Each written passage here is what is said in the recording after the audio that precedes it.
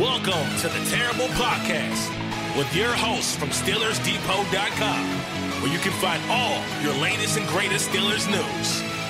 It's Dave Bryan and Alex Kozora, always lit, talking Steelers. And now, here's Dave and Alex.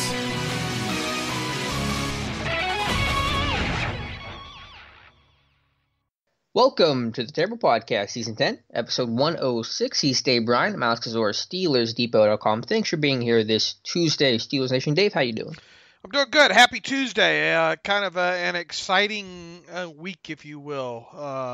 Wrapping up some of these, or really going to be doing wrapping up the drafted players for most of the summer, taking different angles at them, but really getting deeper into a lot of tape on them. And then we also had the schedule release finally coming out later on this week, and that's a little something that usually causes a bit of a stir, if you will. Yeah, kind of maybe the last bit of NFL news for a little while at least. The league announced, I think it's pushed it up a couple of days, so they'll release a schedule on Thursday, May 7th. I assume that's at 8 p.m. on NFL Network. We know who the Steelers will be playing. We'll find out the exact order of things. And then one change, because of the coronavirus pandemic, the NFL has announced already before their schedule release they've canceled all international games this year. So no games in Mexico or London. Everything will be domestic, and we'll find out the schedule on Thursday night. Yeah, do you think because of that, because the uncertainty at especially at the beginning of this thing, that in all likelihood teams will be playing out of conference maybe to start? In other words, have easier canceled, more likely to be canceled games. You know what I'm getting at? Have teams out of conference games first, because look, I mean, the Steelers haven't opened at home since 2014, 15, 14, I think, against the Browns, was the last time they opened at home, and it's not uncommon for them to play in conference, in division in the past. Heck, how many times over the past 4 or 5 years have they played Cleveland to open up with there? So, are you guessing that it's probably going to be at an out of conference game to start? I mean, that makes sense. My feeling is, at least based on what the NFL is projecting outwardly, is that they aren't interested in canceling games. They want to at least project business as usual, and if things get altered, games would just be pushed back and delayed rather than canceled. So I'm not sure how they're going to do it. I think the schedule will be normal without any contingency initially based on the coronavirus, but I think they will have backup plans behind the scenes for if things get altered. So I think the schedule will look like a schedule in a normal year. Yeah, there's something, I was telling my wife about it. We got the schedule released later on this week, and that usually causes a little bit of stir and all like that. And she's like, why? You already know who your opponents are. Yeah, so I don't know. There's something magical, it seems like, with some people when you finally get the schedule in front of them there. So, look, I mean, we've known the opponents for quite some time. Well, since the 2000s. Run through the opponents, actually, aside from AFC North and all that. Who are they playing this year? Well, we know we got. Hold on, man. Let me pull those up. They get the real NFC quick. East this year, I believe. So that's Washington, Philadelphia, Dallas, and New York. All right, we have. Let's see. At home, you have Denver, and of course Baltimore, Cincinnati, and Cleveland, Houston, Indianapolis, Philadelphia, and Washington. And the away games are Buffalo, Baltimore, Cincinnati, Cleveland, Jacksonville, Tennessee, Dallas, and the Giants. And I think we, through process of that whole flex thing and all like that, we know that the Dallas game will not happen on Thanksgiving. So that's about as far as I think we can, as far as projections go right now. I think we know that Dallas and Pittsburgh will not be playing on Thanksgiving, and I think that's the only certainty that we have at this time. All right, well, we'll know the rest of the schedule. We'll have our certainty by Thursday night, and so for our next show on Friday, we'll talk about the 2020 schedule. And it was 2000. I'm just looking at something I put up yesterday here. 2014. The last time the Steelers opened a regular season at home was in 2014 against the Browns. So you would think I'd say that they'll probably open at home finally this year. I would hope so. Yeah, I didn't realize it had been that long. That's certainly a little quirk to the schedule. Dave, yesterday you posted your initial way too early 53-man roster prediction as the rest of the Depot crew has done, so I figured we could kind of run through it. I don't know if we talked about mine at some point or not. I know we had our Friday mega show with Josh and Daniel and Tom, which, by the way, we got a lot of great feedback for that. Thank you guys for listening. I'm really glad you liked the change in pace and having those guys on, and hopefully we'll do some more stuff like that in the future. But anyway, I want to go through our schedule, and we'll just kind of both bounce our thoughts off of what my schedule or roster prediction was and what your roster prediction was. And so a quarterback, you have Ben, Mason, and Paxton Lynch. I had the same three. Obviously, there's going to be a battle there for the third spot between Duck and Lynch. But every time I listen to Kevin Colbert and anytime they talk about backup quarterbacks, he always seems like he needs to mention Paxton Lynch and the talent he has. It's an open battle. Best man will win it this summer. But I'm with you. I'm leaning Paxton Lynch now. You know how I hate to pat myself on the back and all like that, but I was looking back at last year's 2019, my first stab at the 53-man roster. I ended up hitting 49 of those. Wow. So I don't know if that's good or bad there, but once again, you know how much I hate patting myself on the back there, so I'll make sure not to do that. I'm not saying anything. You're the Gil Brandt of Steelers roster predictions. No, in all seriousness, though, it goes back to what you said there, about Paxton Lynch and kind of what I picked up on, late last season was, but he sure seemed to make sure everybody knew that Paxton Lynch, despite being, initially on the practice squad and then, of course, later on in the season up on the 53-man roster, they made sure to mention him several times, and it's been kind of like it's almost like they're trying to also distance themselves with Devlin Hodges, as of late as well too. Look, I don't know how much to read into that. Maybe I'm reading into it too much, but Lynch obviously has more of the pedigree there. I think as time went on last season with Devlin Hodges, we started to be really, his flaws became a little bit more apparent there. Regardless, they're going to have, you would think, 5 quarterbacks there, probably for the start of training camp, I would think, with JT Barrett being number 5 there. And, my early prediction is obviously Ben, Mason will be the top 2, and then I'm in the camp of thinking Paxton Lynch will get that third and final spot. Obviously that could go any different way though. Mm-hmm. Yeah, I give Lynch just a slight edge at this point. And let's talk about JT Barrett really briefly, because we barely ever talk about this guy. I figured, it had the offseason been normal, he's probably gone by now because Ben's thrown at OTAs and they don't need to carry 5 quarterbacks. But, he said that he just wants the opportunity to play. I think he talked to ESPN the other day and said, quote, "I'm just there in Pittsburgh trying to do my best and learn as much as I can and hopefully contribute to the team." Obviously, we see a very narrow path to making the 53, but he's still here. And if he gets in camp, he'll have the opportunity as well. Anything could happen, I suppose, but I think a lot of that anything needs to happen for him. I mean, he's really staring up at 4 guys that going to be tough for him. Maybe not so much Devlin Hodges, maybe as tough to pass, but obviously Paxton Lynch might be the tough one there. But I mean, stranger things have happened, injuries happen, and last year's indication how strange things can get, unfortunately. And I think you agree. You think Kevin Colbert learned his lesson last year about trying to get down to 2 quarterbacks, right? So I firmly believe that we'll see three on the 53 this year. Yep, they're going back to 3. As long as Kevin Colbert is GM, he's going to keep 3 quarterbacks on his 53-man roster. At running back, you go with 4, James Conner, Benny Snell, Anthony McFarland, and Jalen Samuels. Throw in Derek Watt to be the fullback, so 5 in the backfield. And I have to research this. We had this question in our live stream yesterday, which we do every Monday, 7 p.m. on YouTube, on my YouTube channel. When was the last time they kept 4 running backs healthy to start a year? And it's been a while. Usually it's 3, but given the draft investments in Snell and McFarland, Samuels, etc., they're probably going to keep 4 this year. I forgot to go back last night and look at that. Did you look at when the last time was? No, I haven't. But I'll throw this question out for someone. Maybe they can, if you give us the answer, I can research it later. Yeah, I'll research it a little bit later. Maybe next time we talk about it, we'll talk about it. But I forgot to look at it last night.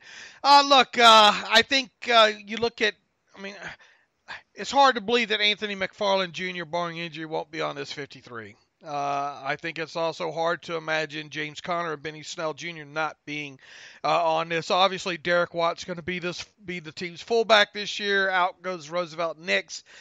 Jalen Samuels is the one I think probably losing a little bit of sleep right now. And the only reason I put four true running backs on this 53 along with Derek Watt was the sheer fact that with the new CBA and having kind of this these floating two players, if you will, because teams can, for the weekend carry 55 players.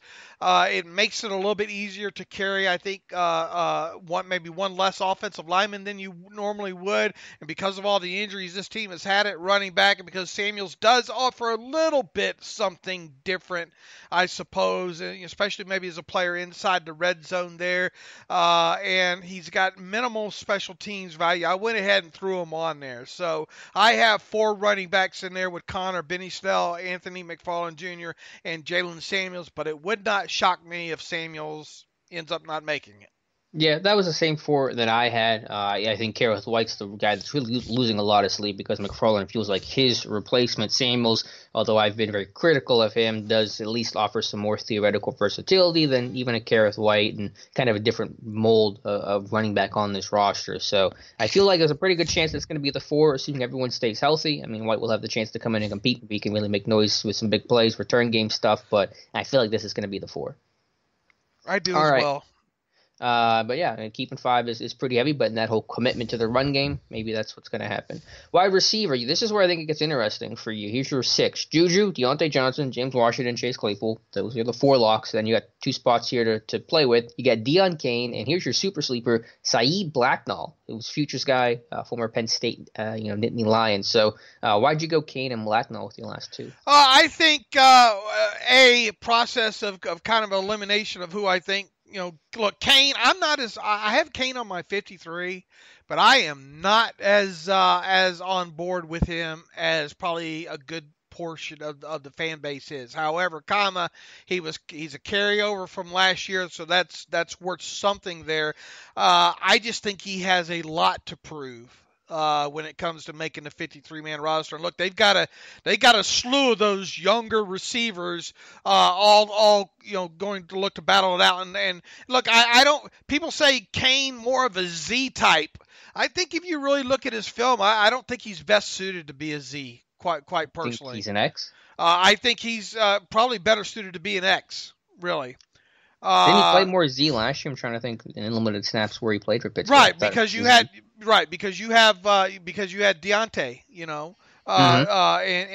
and Moncrief obviously hold those roles. But I think Kane best suited to be more of a backup. I think more suited really to play all the spots in general. Because look, he's just not that over the top kind of guy. I don't think that's going to scare opponents. I mean, a couple of down the field balls that he won last year, he really didn't win on, right? I mean, he fought for him, combated catch. I know on at least one of them there, but I just don't view him as a lock. Now Blacknall's the exact opposite. He is a guy that you just send to the bus stop, that What guy. does that mean? That he could just go, Yeah. Okay, you put him on his horse and he goes. And the thing that I think that stuck out about his XFL tape was, and really wasn't a lot of that, but was his ability to track the ball deep in the air and especially down the middle of the field, and you can see him actually stack those guys on the outside. So of everybody right now, to be honest with you, on of the six receivers that I kept, he might be the one that offers you the most upside as a stack and get on top of people. Now with that said, I don't think he is a lock to make the roster either, because let's face it, these last two players, whoever they are, along with Claypool, one or two of them probably going to have some sort of special teams value, of some sort. Now the odds of them dressing all six, if they kept six, are probably minimal anyway there. But I am the top four are given in Juju, Deontay, James Washington, and Claypool, but in no ways am I married to Kane and Blacknall as the final two. Sure, I think everyone understands beyond the top four, anyone else you want to put on there is not a lock, and it's going to be an open competition to may the best man win. I think special teams still matters, but maybe a little less because we know that Claypool is going to have a real true role on there, and maybe Deontay will in the punt return game, so you have some special teams value from your top four. Yeah, Blacknell is a really interesting guy. He ran 4.37 at his Penn State Pro Day, I think in 2018, and he's just always been a big play guy. I mean, at Penn State, he averaged I think like 18 yards a catch. In Oakland in 2018, and in the preseason he averaged like 19 yards a catch. In the XFL on 4 catches he had 120 yards. That's 30 yards a catch. I think one or two scores. So he's always been a field stretcher that low volume, high productivity kind of guy. I wrote about him over the weekend of like him maybe being that camp super sleeper, and if it's camp and it's not as physical, and you're a big guy with great triangle numbers that can make plays in a practice environment, I think Blacknall can really succeed and look good there and turn some heads. So he's my super sleeper. I didn't put him on the 53, but I could see this guy having a really good preseason and getting a lot of excitement and a lot of buzz. I mean, look at the guys you have battling there for kind of those last 1 or 2 spots.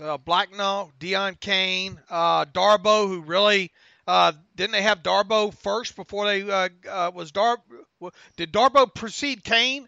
Feels like a section of the Bible. Kane, I should know. Yeah, Kane is able. No, Kane was signed midseason. Was Kane first before Darboh? Mm-hmm. I can't remember how the order went there. But anyway, Darboh obviously spent some time with him, as did Quadre Henderson. A little bit different kind of guy. Anthony Johnson, who's we profiled him coming out of University of Buffalo there, thinking he might be a fit. Gives you a little bit another tallish. Little bit of weight on him at 220 pounds, different kind of receiver there as well. And then Ryan Switzer, like it or not, he's kind of the incumbent, if you will.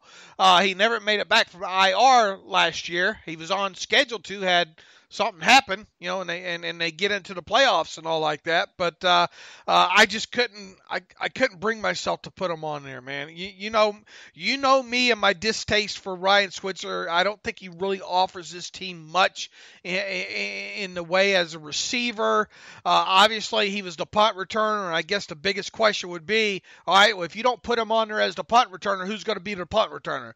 And I really don't have a good answer for that other than maybe Deontay Johnson, but do you really want Deontay Johnson doing that, in his second year there? So that's where the gray is. But, man, I just my distaste, I think, for Ryan Switzer, and he just really doesn't offer you much offensively. I couldn't bring myself to put him on there.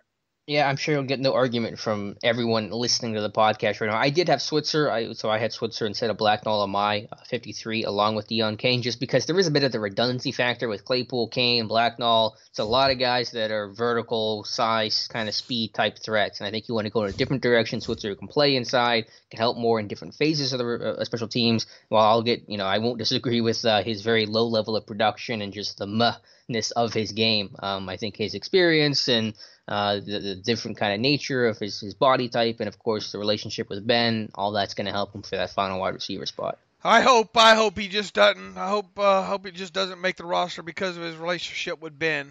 It wouldn't solely be because of it, but I'm not gonna lie, it's not gonna hurt. It's gonna help him. I mean, once again, if the guy could give you anything more than 2 yards and a cloud of dust, and not even that, it'd be one thing. But to me, just doesn't offer you too terribly much on offense. Mm-hmm. Yeah, but it's an open battle between after this top four. It's wide open, and they may only keep 5, they may keep 6, and that'll all be dependent on how those guys do this summer. At tight end, I think this one's one of the more chalk positions. You and I both have Vance, Ebron, and Zach Gentry, and there's really no one else on the roster that could compete. Maybe Kevin Radar, but I'm still going to go with Gentry right now. Yeah, it's too bad you didn't have more of a blocker type, because you could kind of finagle that into treating Ebron more as a wide receiver, right? And then carrying 5 wide receivers. That's true. And then carry an extra tight end. Maybe one will, I don't know, maybe one will come later on during the offseason here. Radar is kind of known as his blocking, for his blocking, so. Right. So maybe that's something to keep in mind there, because look, Ebron, He's not going to give you. I cringe to think about them being in 2 tight end personnels with him on the end of the line of scrimmage. Mm-hmm. Yeah, I've been working on maybe doing a poster or video on Ebron and how just kind of the ways they used him. Just everything was backside or second level, or when he did block, that was how they used him. Kind of got around his deficiencies as a blocker. Yeah, get on that because we got plenty of time. Yeah, we got nothing but time. But those are the three, and really can't see a change unless injury strikes. Unfortunately, with this group, Vance and Ebron, injury certainly could strike.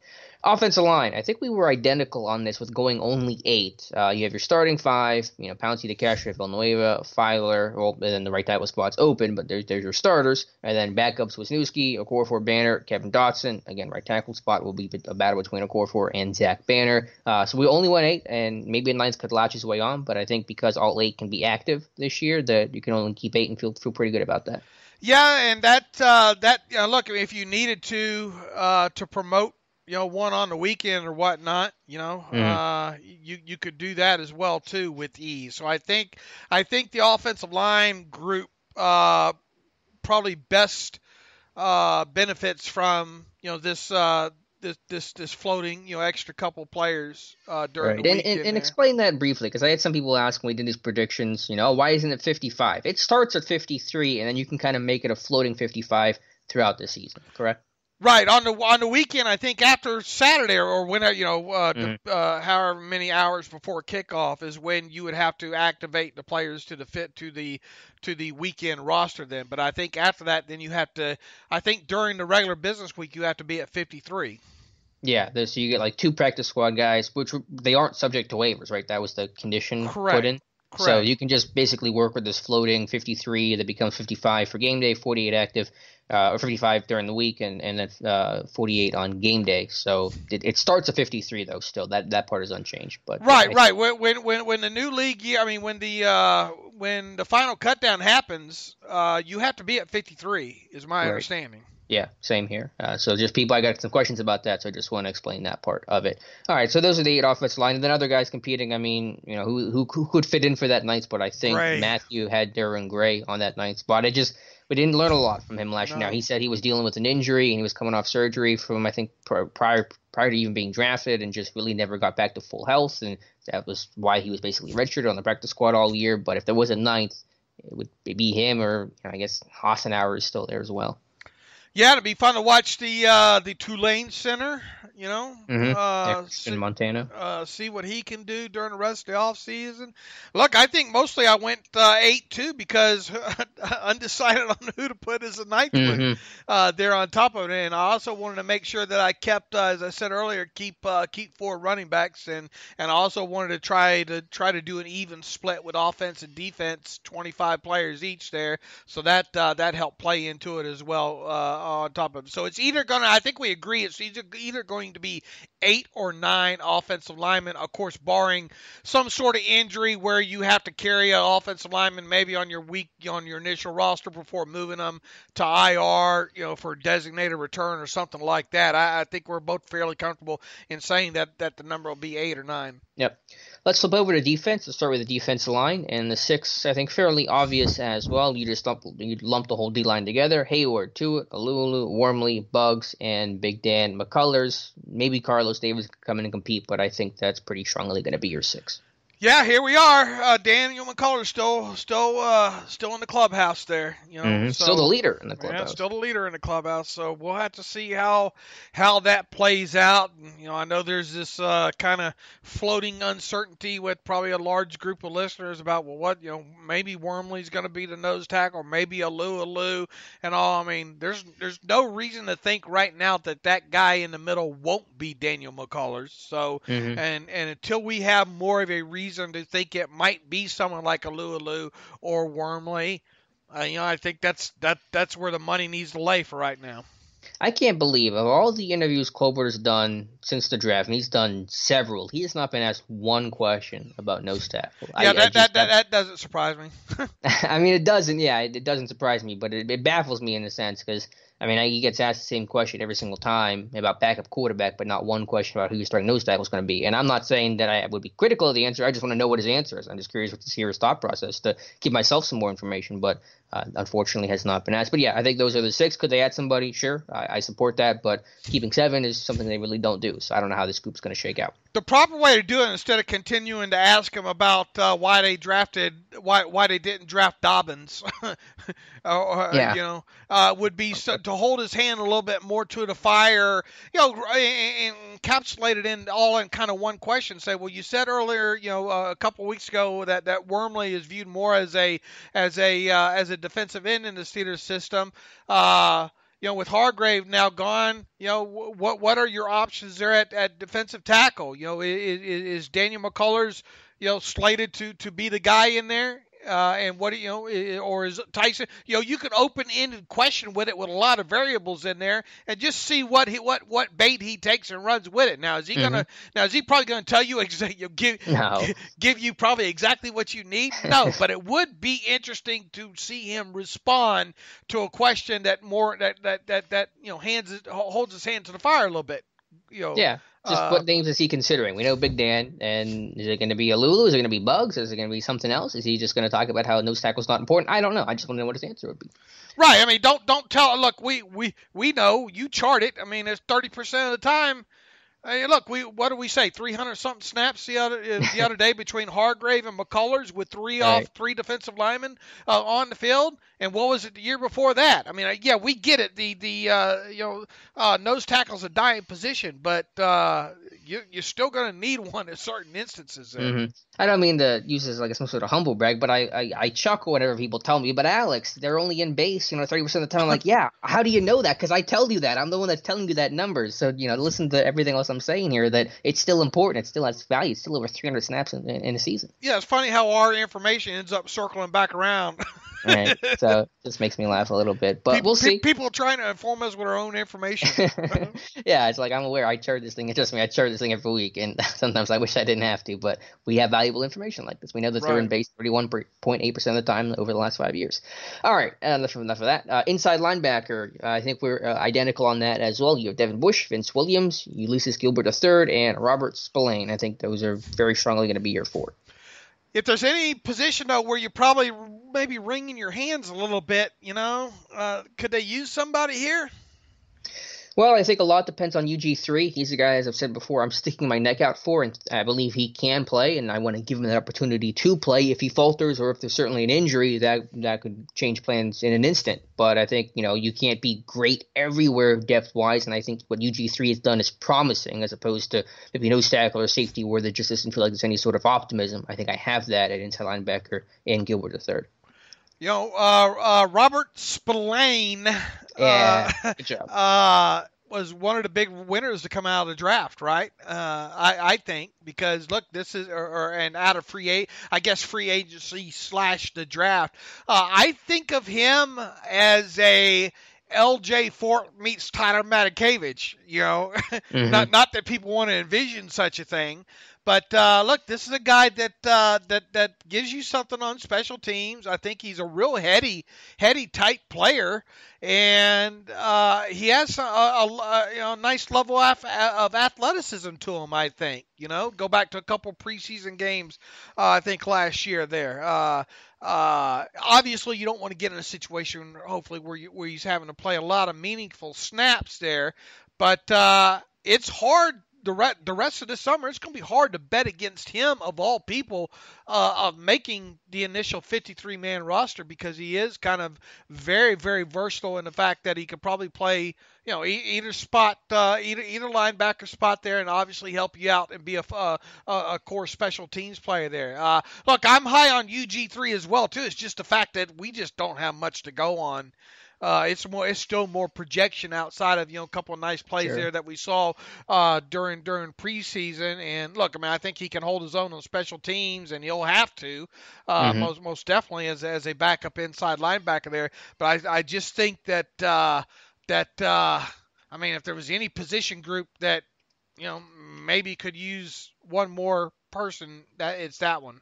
Yeah, I hear you. I want to get the numbers on Spillane. I think he finished 2019, played 8 games because he was the call-up after UG3 went down with his back injury. He had 11 tackles on special teams last year. I think that was like second or third on the team, and again, in half a season. So one of the best, just in terms of production, one of the best years, I think, in recent memory in terms of special teamers. So it's hard to see him being bumped off of his production, even stays, relatively close to what he was able to do last season. And with the lack of depth of other competition, I mean, some undrafted guys, they got Leo Lewis from Mississippi State and John Houston from USC. Those guys can compete with some of the futures guys I'm forgetting right now. But yeah, a lot of big winners at inside linebacker. I think Vince, UG3, Spillane, all winners coming out of the draft and free agency. Yes, sir.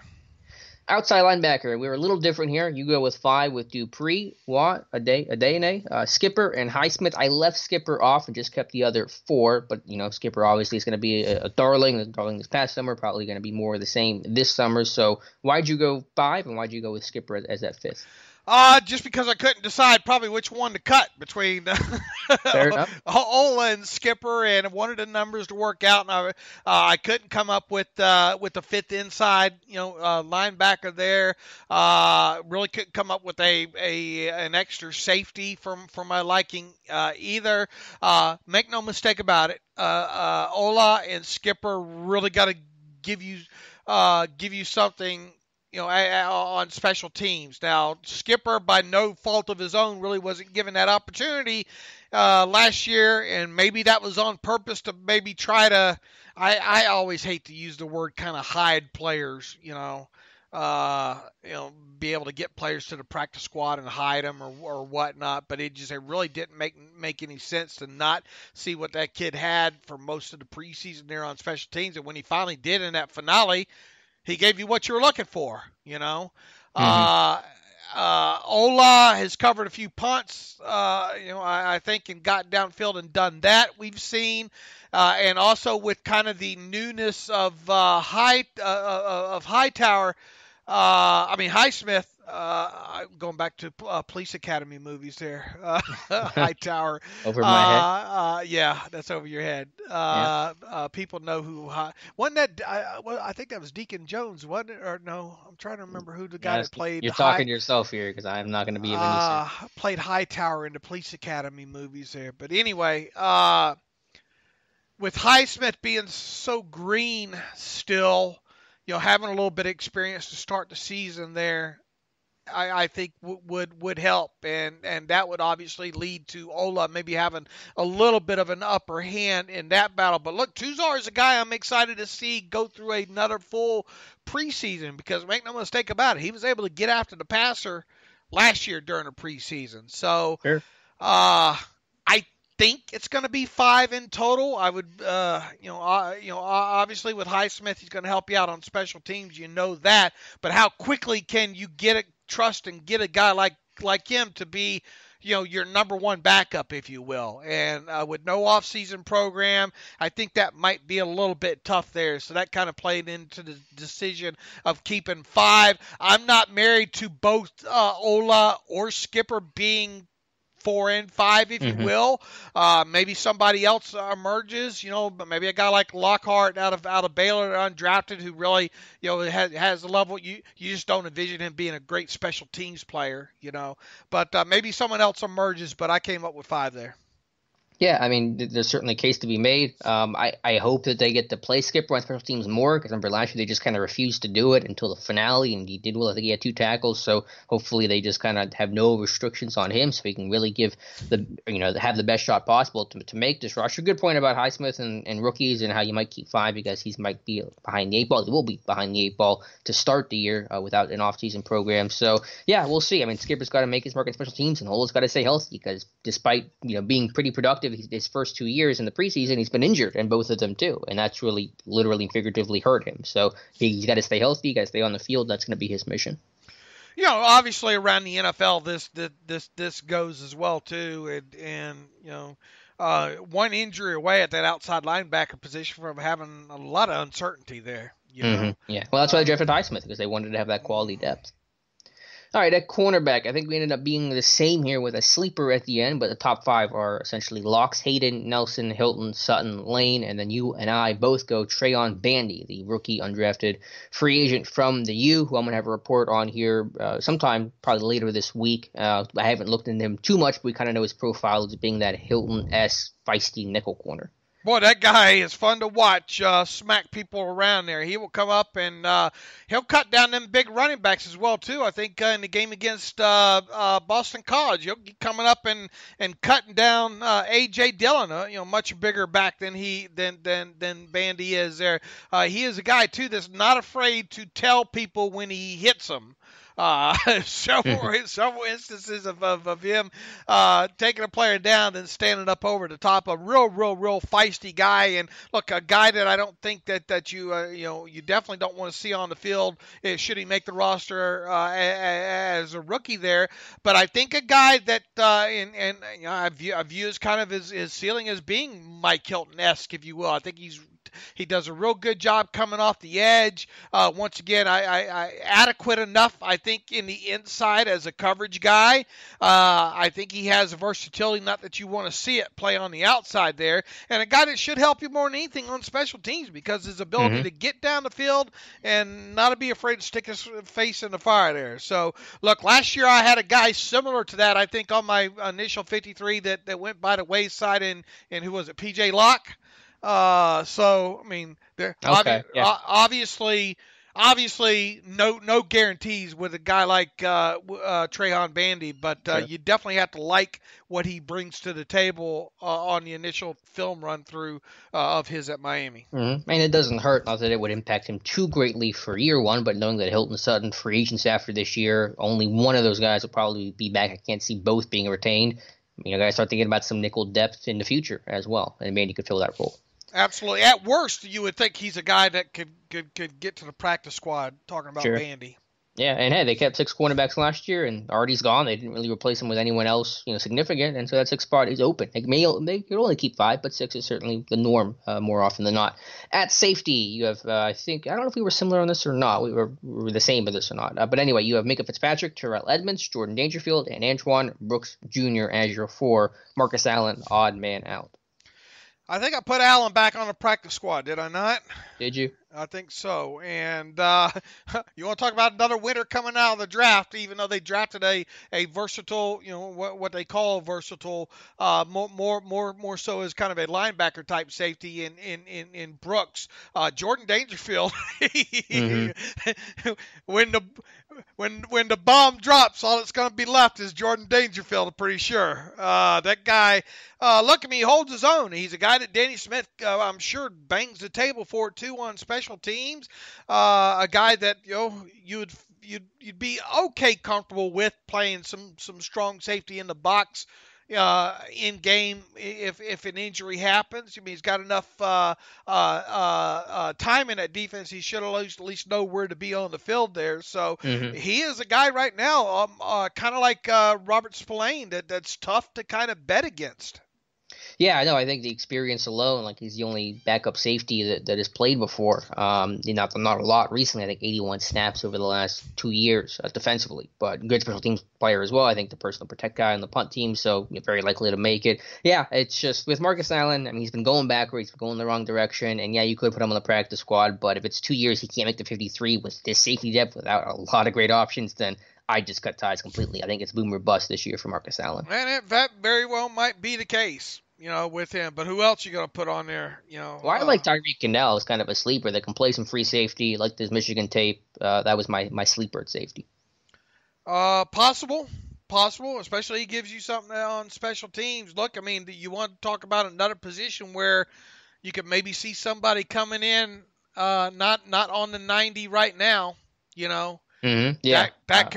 Especially if they can, especially if they're a little bit more better suited maybe to play the deep safety role. You could definitely kind of see that kind of player at this point. Look, how many times have we seen over the years? We talked about guys that have entered the offseason or guys on the 53-man roster that were not on the initial 90. Yeah, I mean, it's every year. There's somebody coming in. If there's one position I think they could add to in terms of what they realistically could trade or sign somebody, it's probably safety above every other position. And it's just so hard to go around the league right now and try to fit somebody. Definitely right now, as far as street free agents go, they're just really There's nothing. yeah, Yeah. there's nothing. So you would think maybe it would be a guy, a fringe guy with another team that maybe that you see, and then maybe you give a sixth or seventh round, a seventh round pick for something along those lines. There, I think it's plausible. I'll tell you that. Yeah, I think it's maybe more than plausible, maybe necessary, because safety depth has me very concerned right now. Specialists, the same for both of us, Boswell, Barry, and Candidate. Do you see any way that Barry's not your punter to start week one? I mean, is it possible? Yeah, it's possible. I don't think it's going to be the kid that they signed from my neck of the woods there, but I mean Portless Sweetman. Right. He's out of Milton High School. One thing, he kicked field goals in high school as well too. At Milton. Not that that means anything. You do it in college? Do you know he did it? I don't know. I don't think he did it in college. Because he had a unique kind of. You ought to see that interview. He had a kind of a unique situation or something about was going to go in a transfer portal or something. And to Mississippi State, he got denied by the NCAA. Yeah, that he had. That luckily they kept him on scholarship there, and he was able to work out. Interesting backstory to him. Yeah. There, but. Well, I just wonder, is he going to be the backup kicker, too? Because there's no other kicker on this roster. They've been trying to find guys who can do both. Like Matt Weil 2 years ago was kicker and punter. I suppose it's possible. We'll see. I mean, because there's no other kicker, right? It's just, they're not going to have Boz every single kick there in camp and hurt, especially in a year where his spot's secure. You don't really need to see a lot from Boz this year. So, yeah, he probably does both. And he's left-footed, right? I think someone had said that. So that's a little interesting. Yeah.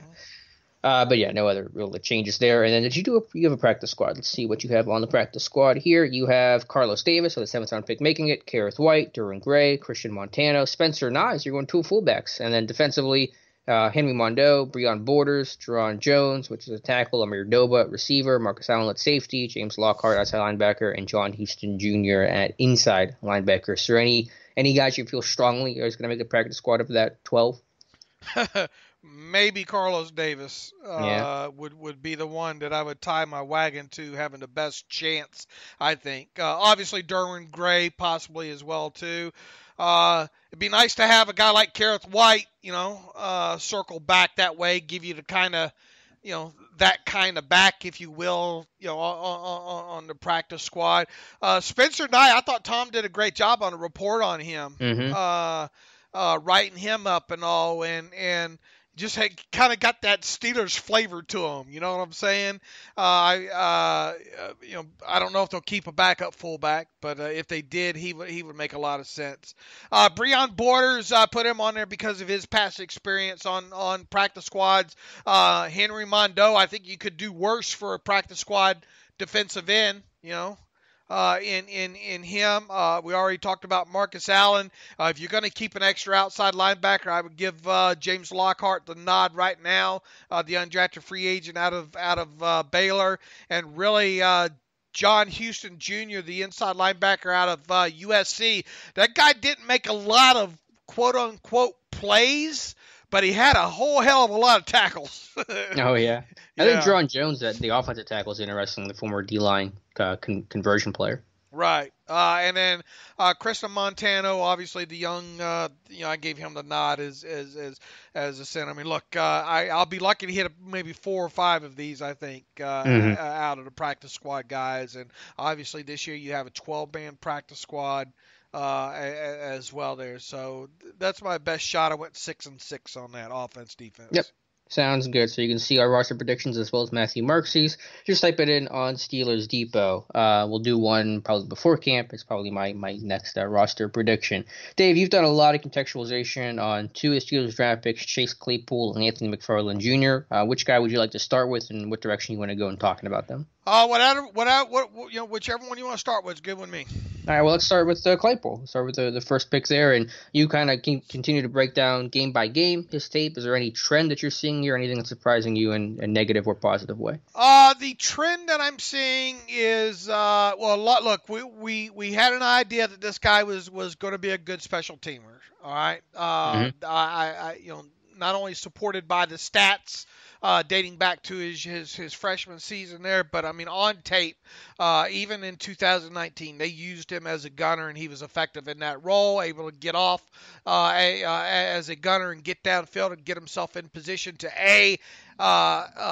be there for a loose football, which happened against Georgia. He recovered a muff, or be in position for a tackle. So I think that's all backed up on his 2019 tape.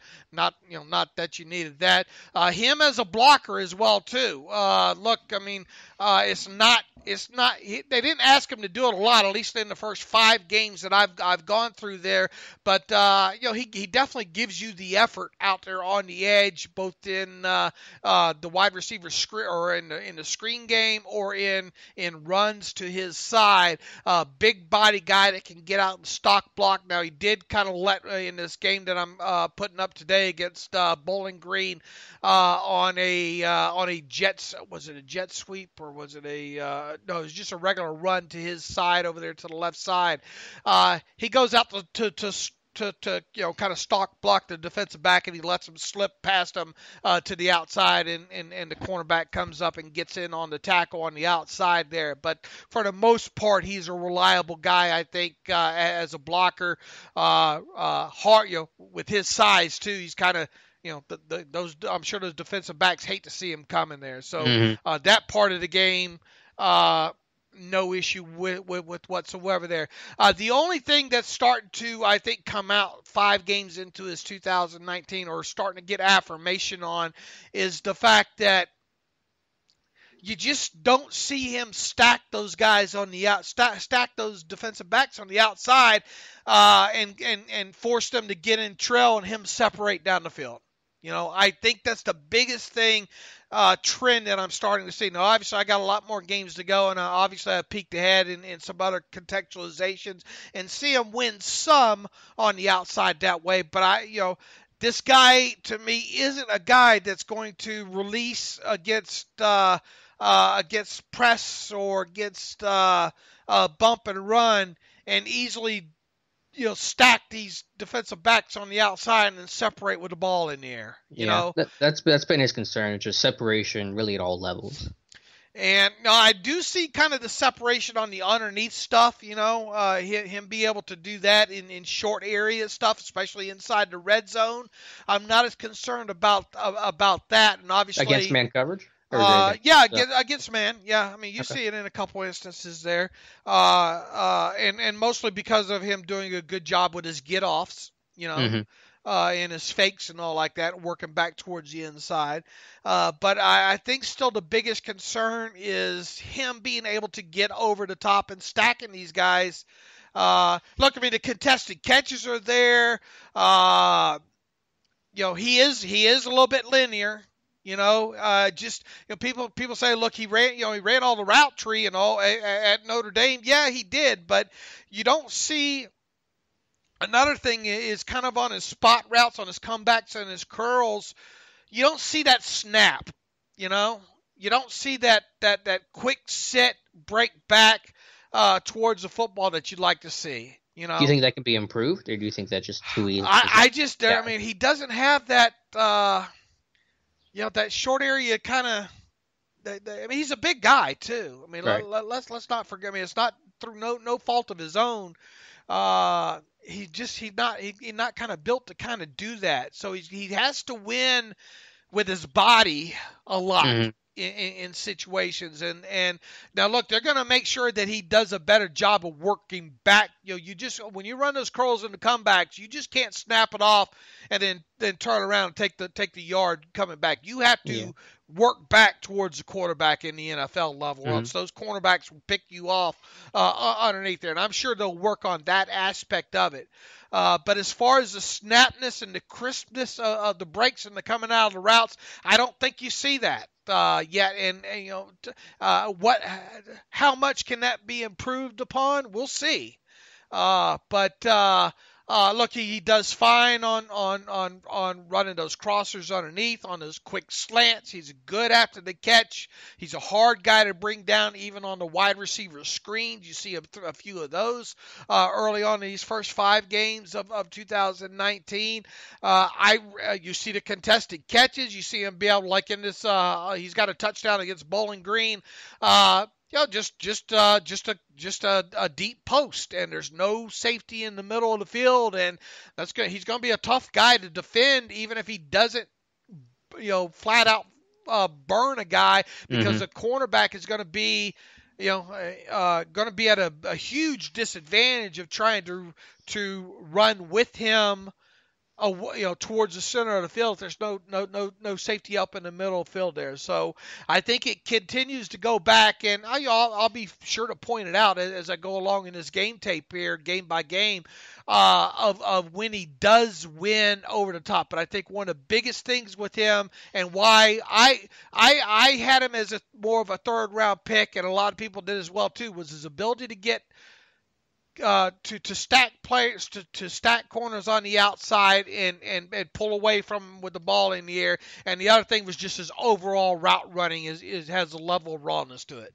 Yeah, I to your point about him being able to break down, get separation on some of the underneath routes and curls and comebacks and stuff, I think that maybe the best way to do that is just making sure he's selling vertical all the time on that, as opposed to trying to win with quickness at the top, making sure he's, threatening vertical, that he's not gearing down, that his eyes aren't giving any sort of tell, that his hips aren't giving a tell. So you just got to be able to sell vertical to help create that space underneath, because you're right, he probably won't ever be the best at that because he's a big guy and that's unavoidable. So he's got to win the route early as opposed to trying to win it late at his break point. So we'll see, but obviously that big body's going to help, because, you don't want to be a small guy and contest, because then you're going to lose those battles. A big guy, if he contests, well, he's going to win a lot of those battles because he's got the size to box out the defenders, essentially. You don't want him to have to 50-50 battle for every ball, Sure. Now look, he's good. Obviously, he's good at being able to win those. He catches a lot of balls in the middle of the field, which is encouraging when it comes to a play, because Lord knows the Steelers could use more of that in their offense. He's good. He's got nice body control, I think, on the outside. He's a good bad ball catcher too. He's got a nice catch radius on him, able to reach back. I like the way he uses his hands. Does a good job, in my opinion, of plucking the football out of the air in certain situations, as far as that goes too. So yeah, there's a lot to like, and I'm sure people are going to take this as me hating Chase Claypool. That's not the case. We're just trying to examine where he is in this process, and probably why a lot of people, myself included, had him more as a 3rd round guy there. I think there's a level of his game that's going to or quite a few portions of his game that's going to need some development here. Is he going to probably be best suited maybe on down the line, becoming more of a big slot? I think that's possible. As well with him, So look, he's a fine player. The comparisons between him and Martavis Bryant need to stop. What do you think the biggest difference is? Oh, look, I thought that Martavis had the speed to at least stack on the outside. Yeah, so you just think he played to his time speed more than Claypool Right, did? right. Okay. And look, Claypool's a more physical player, I think, as well too. Claypool gives you more contested catch ability, I think, than Martavis did coming out of Clemson. Obviously, more physical as a blocker, can help you out on special teams. I don't get all these comparisons between Martavis and Claypool here. Mm-hmm. Anything else on Claypool? You want to talk McFarland, because you've done a lot of breakdowns on Anthony McFarland and his, receiving and everything else. One other thing that I'm trying to keep in mind with Claypool as I continue, because I'm going actually game by game with him as it was on the schedule.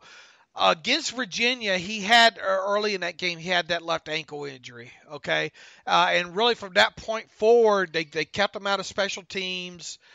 From that point forward, and it bothered him the rest of the Virginia game, and I did the Bowling Green game last night, and it bothered him during the Bowling Green game last night as well too. Now it's going to be interesting to see if I can pick up when that ankle got better on him, or if It it didn't did get better. I mean, it's an ankle sprain. That's right, probably or if it did get better, to what degree and how much that impacted his ability, you know, on the deeper pass. Now, look, I mean, you see this touchdown against Bowling Green. Like I said, no safety in the middle field.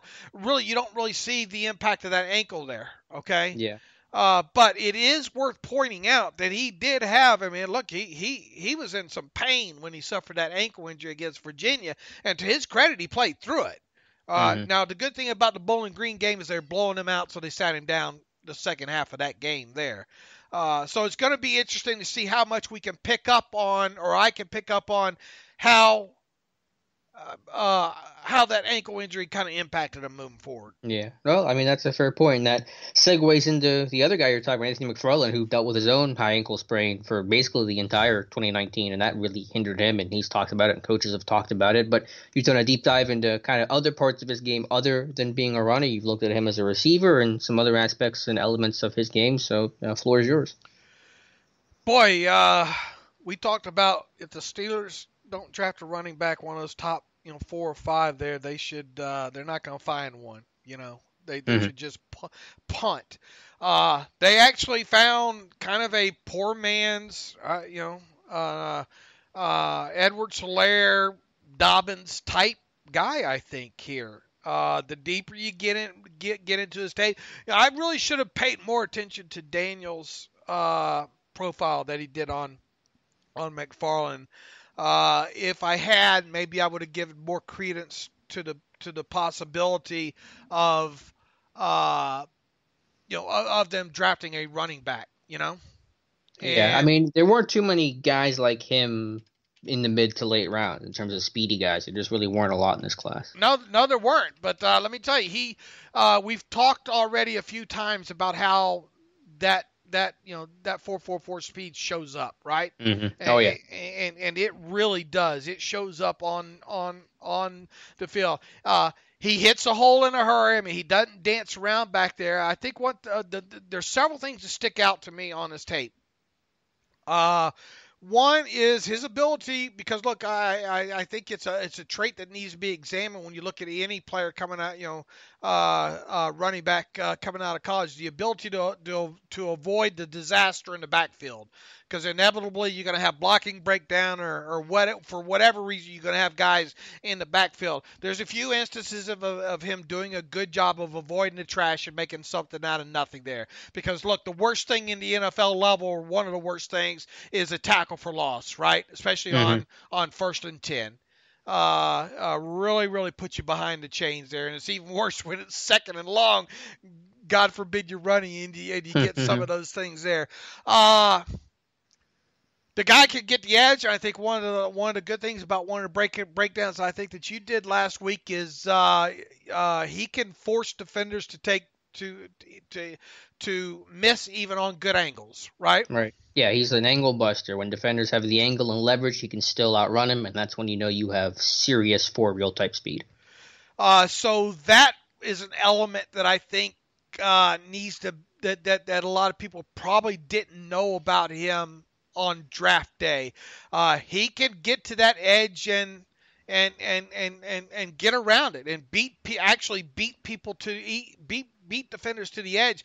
I know that Ohio State game was two years ago there, but I mean that's a quality opponent that he did some damage on, in that game there. So yeah, he ran for 300 yards against Ohio State. That's incredible. I mean that's no small feat for him.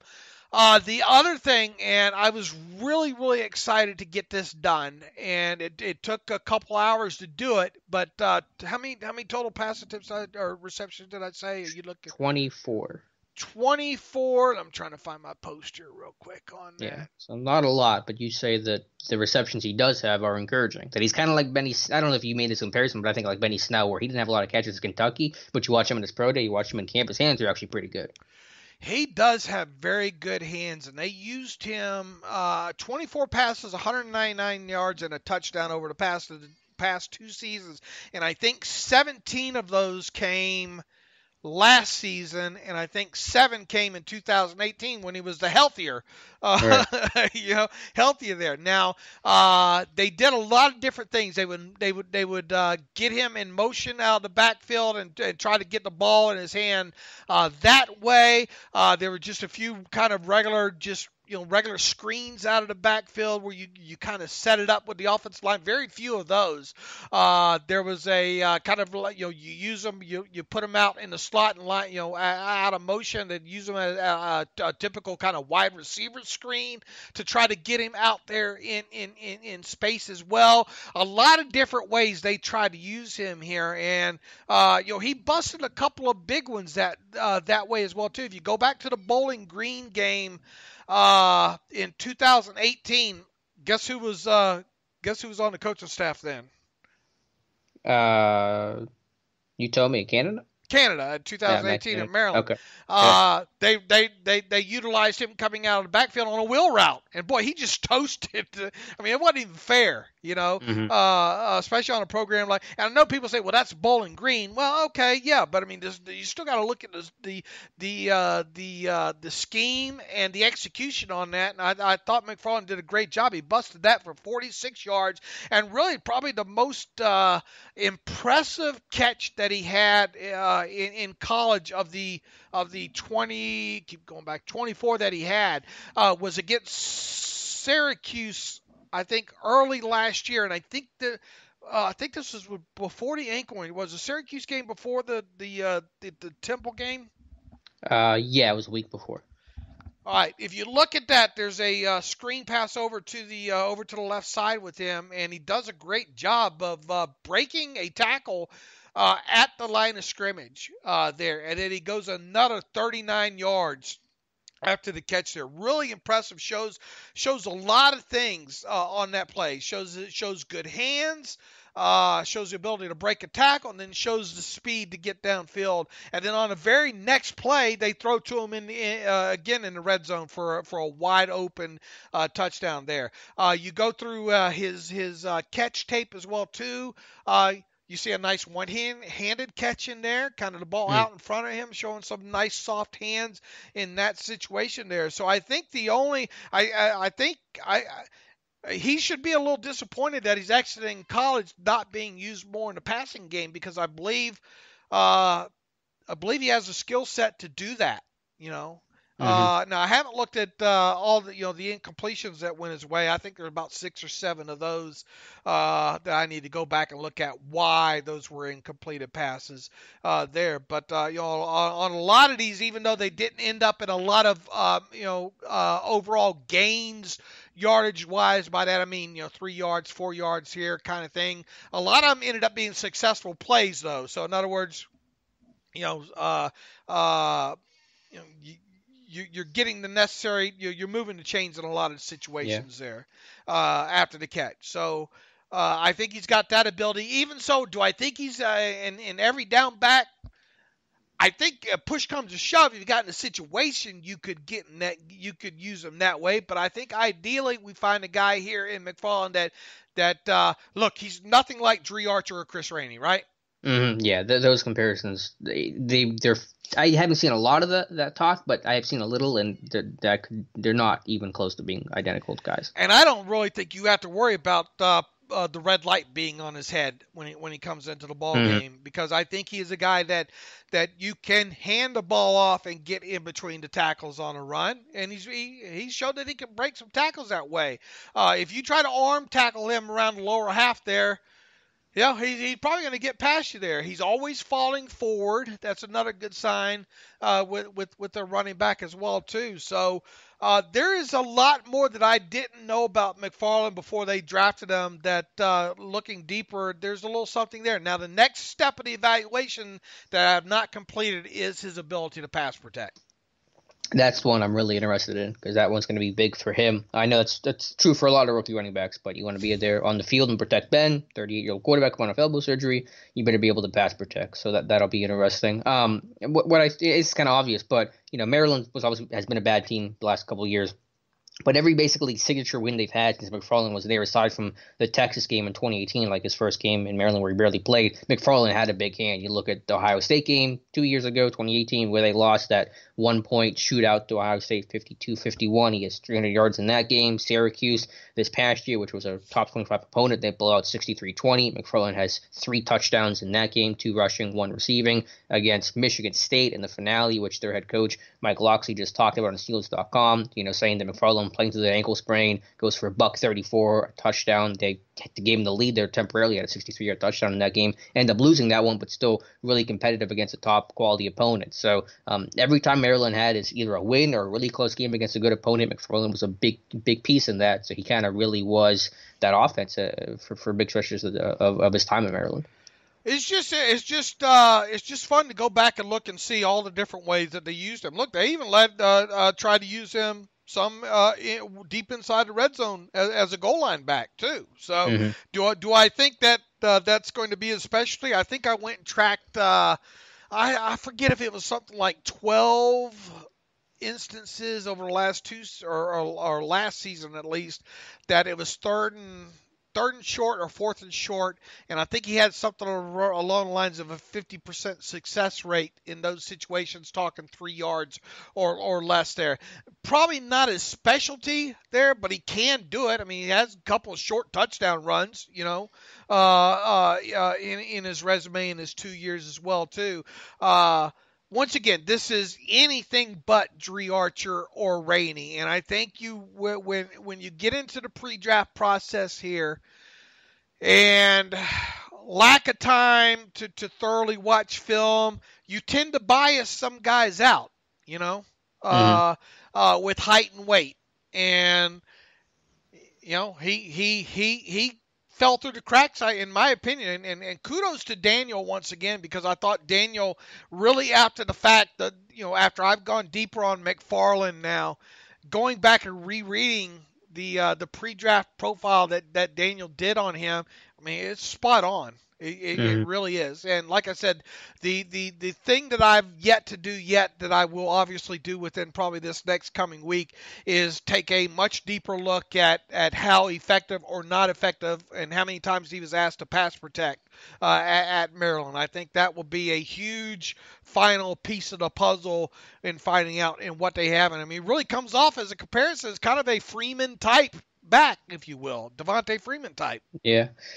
I'm really interested in the pass protection one, just how much he did it and how much he really, squared up the linebackers, or was it just chip and release, check release kind of stuff that's pretty common in college football. So we'll see. Let me ask you, what have you seen since the draft on him that you've been surprised about?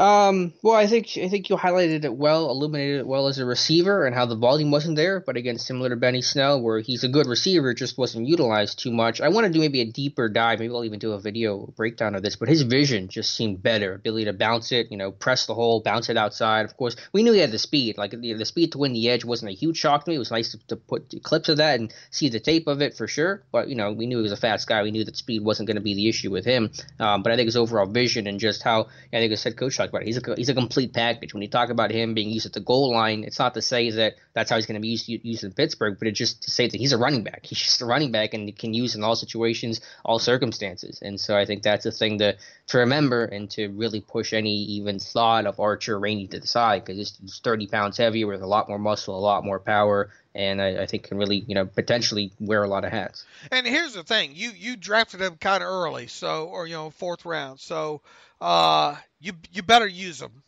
I think that would be my biggest criticism right now in his rookie season. Okay, we said we do much rather not have a back. Get one early or don't draft one at all. All right, they went ahead and drafted one in the middle rounds. I didn't think they would. Now that they have one, look, we're not going to bias against the kid because of that, and that's what I'm trying to do as fair as I can, breakdowns on him here. Now my only concern is you better find a way to get him on the field and use him. Well, I'm sure they will, but 4th-round picks are kind of right on that borderline of sometimes they play, sometimes they don't, and if they don't, it's not the end of the world. So, I mean, I think at 1st and 2nd-round picks, those guys got to play right away from third round on, it becomes just kind of, if they don't play, it's not the end of the world in year one. There should be a way you be able to find, maybe not week 1 or week 2, but as the season progresses here, that you get him on the field for about 10 snaps at least. Yeah, I mean, he's going to play. He's not going to, it may be game plan specific. His snap count may ebb and flow, and that's okay. He's a fourth rounder. I think you try to get the ball in his hands maybe, 3, 4, 5 times a game. Mm-hmm. And obviously, I think one thing that's evident when you see that 2018 to really 18 and 19 tape on McFarland, they like using that jet sweep on him, man. Lining them up in a slot or whatnot, giving them the handoffs and letting them go that way. And also, like I said, during in the screen game, trying to get to a guy like him as best as possible. You obviously want to get him out in space and maybe get him a one-on-one battle and see if he can win it. And if he does, that thing is going to the house probably, or pretty damn close to it. All right, so we'll revisit this whenever you do your pass pro contextualization. Ed Boucher kind of rankled some Steeler fans over the weekend or late last week talking about his predictions. This is not a report. Unfortunately, got framed by a lot of outlets as a report, but this is just Boucher's own 2 cents, basically saying that he's not really optimistic that James Conner, Juju Smith-Schuster, or Alejandro Villanueva will return after 2020, all set to be free agents at the end of this season. So what's your reaction to that, and do you agree with Ed's very pessimistic outlook? If they don't get signed this offseason, it increases the chances greatly that they won't be part of the team in 2021. Mm-hmm. We've talked a lot about, of the 3, the less likely, I think, to be back in 2021 is James Conner. Yeah, I think every fan would agree with that, and I'm part of that group. And then next on the list would probably be Villanueva because of just age and, he's severely underpaid right now. I mean, would he take kind of a, middle of the road kind of deal to maybe, play a couple more seasons? Would the Steelers be willing to I don't know. I think a lot of that's dependent on how he plays, this upcoming season here. I don't think either one of us expect Villanueva to get extended now at this point, right? This offseason?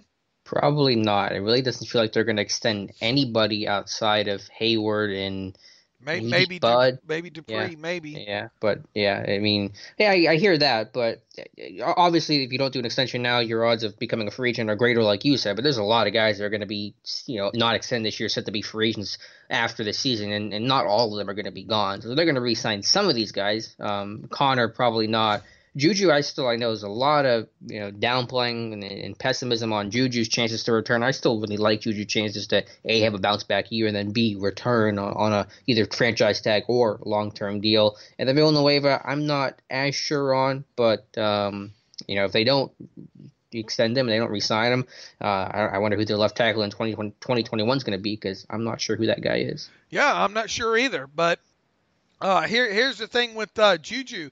Let's say he does have a nice bounce back season, but it's not elite. Okay. What's going to would you put the franchise tag on him?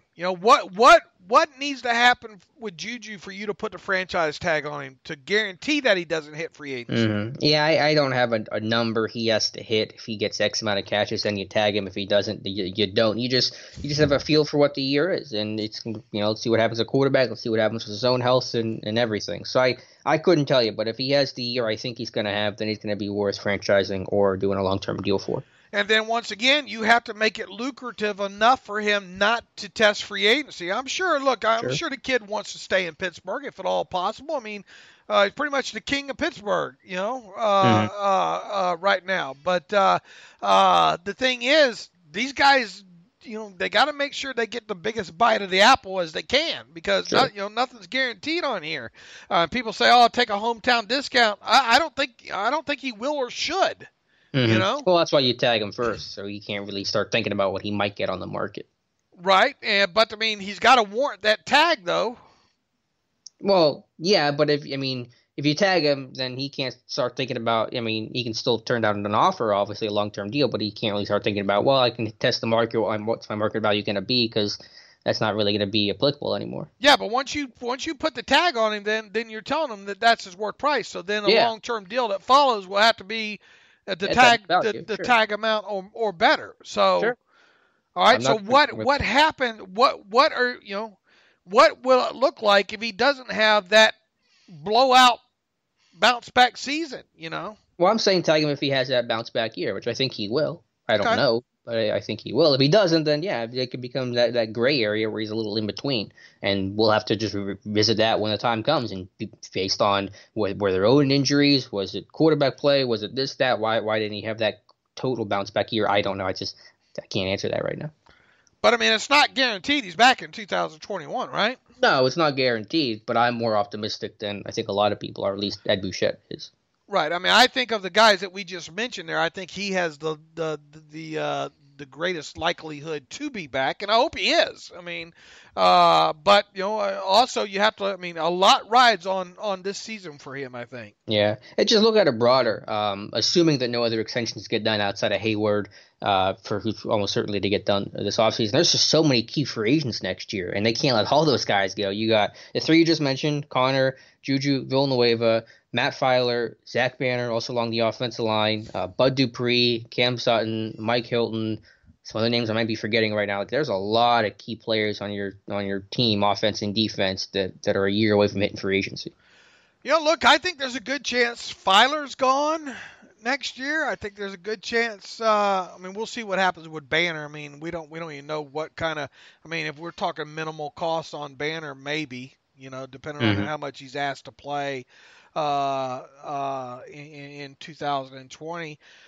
Hilton, I think Hilton's as good as gone. Do you think anyone's coming back? It sounds like you just feel like everyone's gone. It's hard to, I suppose you could maybe, depending on how much Sutton plays, you could probably get him back fairly cheap, probably. Yeah. I just can't see them losing all those guys I just mentioned, because you're just decimating your roster. Well, once you let those guys get to free agency, unless you make it worth their while, to not go that route, it's hard. I know. I just can't. I mean, all those guys are going to be gone. I think it's possible. I don't know. I think a lot of guys want to play in Pittsburgh. We've seen that before, and while I'm not saying they're going to take hometown discounts, they're not necessarily chomping at the bit to get out of Pittsburgh either. I mean, what do you think about Filer and Hilton? You're obviously not going to tag any one of those guys. Yeah, like I said, I think only one of Hilton and Sutton returns. I'm not sure who it is. Sutton's probably going to be cheaper than Hilton. To lose all three offensive linemen, Villanueva, Filer, and Banner, they're not going to keep all three. I mean, I'm pretty confident in that. I mean, ideally, you would keep two of those three, one of Hilton, Sutton, Dupree. We'll see exactly how that's going to work. Connor's probably gone. Maybe franchise tag Juju. That's kind of my just real rough seat of my pants way of framing this thing. Here, let me throw another something out here for you. Okay, let's suppose you get to the July 15th deadline, and you don't get Bud Dupree signed to a long-term deal. Okay. And what is a long-term deal to Bud Dupree likely to look like average yearly value? Between 16 and 17 million more than likely, right? If he did sign one. Yep. With all the parameters that I put up on that kind of mock contract, pretty close to that, you would agree, right? Yes. All right. Now, if you're unable to get that done by July 15th, then you're not going to get it done, because of the rules of the franchise tag. At that point, maybe you can turn your attention to Juju. Do you think Juju would accept a contract? Or is it even worth it to go the $16 to $17 million range? Would you even explore it at that money? No, I don't see Juju doing an extension this year. I think he wants to rebuild his value. I mean, bet on himself. Why would you do an extension when your value's at its lowest point right now? I think there's no incentive for him to do that. Okay. There's just one option. Yeah, that's the only option that I can come up with one of these guys signing. You could explore someone else other than Dupree or Juju. Maybe it's Villanueva. Maybe it's somebody else that you explore an extension with. Maybe a Hilton. But I don't think it's going to be Juju. Okay. It'll be interesting though, because there's a lot of big names there, a lot of key names that I just rattled off that are set to be free agents, and some uncertainty for the future there. All right, that's everything I had, Dave. Anything else you wanted to add, or we can move on to some reader emails and begin closing out the show? What do you think? What's Juju's right now? What's his average yearly value right now? You think? Well, like I said, his value's at its lowest point, and so I think we'd be looking at this a lot differently. Fast forward, 10 months from now, assuming he has the bounce back year. I think he will if he's healthy. If Ben's healthy, the offense gets back on track. I don't know exactly what that number could be. I think I was looking at it briefly the other day. In terms of guys getting paid, because it's not always about exactly what you are talent-wise. I think he would probably command right on that edge of top 10 money. I think it puts him about $16 million per year. I think is what the number was. Okay. So you're saying if he was offered that, then it not worth him taking. Well, I don't see the incentive for him to do it. I'm not sure Pittsburgh would do that in the first place, but I just think he wants to bet on himself, knowing that he's healthy, that Ben's healthy, and if he has a crazy year, if he can have a year like he did 2 years ago, then he could really cash in. So I mean, he's not hurting for money. He's got sponsorships and all that stuff. I mean, the guy's got a lot of cash, I'm sure. So it's not like he has to do a deal right now like a typical rookie. All right, let's see here. Shall we go to some emails here? I'm sure we got a lot because we didn't do any. Yeah, we got. Let's see. Hunter Higgins writes in. David Alex, what's up? Just want to let you know how great the podcast with Josh, Tom, and Daniel was, and how much I enjoyed it. One of the best you guys have ever done, in my opinion. Great to hear some of the other personalities behind Steelers Depot and listen to new opinions and perspectives of this draft class here. I know it's difficult to get the stars to align and everyone on the podcast, but I think it's definitely something that you guys should try to incorporate more often when it comes to them. Yeah, look, I mean, it is a lot of work to kind of put that together, get all of us on there at one time there. But I thought that turned out I thought it went better than even I thought I imagined. Yeah, I was really happy with that, and we've gotten consistently great feedback for that. So we'll have those guys on, maybe not all at once, but potentially, but you'll hear from those guys in the future. Let's see here. Nate Black, love the podcast with all the guys. Definitely do more in the future. Where can I listen to older episodes on the podcast? If you go back on Spreaker, I think Spreaker has a year's worth. I don't really keep them archived too much further back than that. I mean, I have them. I need to find a place to put up all the old ones back on, probably, huh? Yeah, you could probably just access them wherever you get podcasts. I mean, on my feed, you can just scroll through old episodes. I don't know how far back it goes, but I'm sure there's a pretty decent catalog. All right, let's see. Not entirely sure why you want to go back and listen to them, but I mean, yeah. if you want to, feel free. Let me see if I can find a few more here real quick.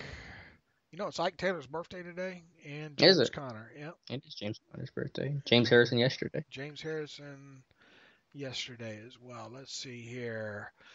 Thomas Lindsay writes in, hey guys, from over in Bonnie, Scotland. What's your thoughts on the wide receiver depth? Who's locked to make the roster? Who are the dark horses to get onto the roster practice squad? And finally, but to me, most importantly, does Ben's wee buddy, Mr. Switzer, stick around? Ben's wee buddy? Yeah. Mr. Switzer stick around? Is he saying wee buddy or weed buddy? W-E-E. Wee. Okay, wee as in small. Yeah. You said wee buddy. I was like, I don't know if Ben's stick around, and if so, does he actually contribute to the roster? Tam, he goes by Tam here, I guess. Tam, look, I think we addressed that pretty good in our kind of our roster breakdown there, 53-man roster prediction there, as far as some depth guys to watch there, and who may or may not make it, and thoughts on Ryan Switzer there. Yeah, that's what we talked about earlier. You have your four locks, the guys competing, are Kane and Blacknall and Switzer and all the other guys you mentioned. And none of those guys are locks. Obviously, they'll compete, and whoever does the best in the summer and in August will get the hat, I guess. Let's see here. Rick Smith writes in, hey guys, this is Rick from Delaware. Love the pod and the website. I have a thought that no one had talked about yet, and I'm curious why McFarland left as a sophomore. That's really uncommon to enter the draft so early. I hope I'm wrong, but this draft seems to be maybe the worst in a long time. Seems like they ignored needs, and once again, reaching and drafting guys way too early than they are projected to go. Thanks for the good work from your whole staff.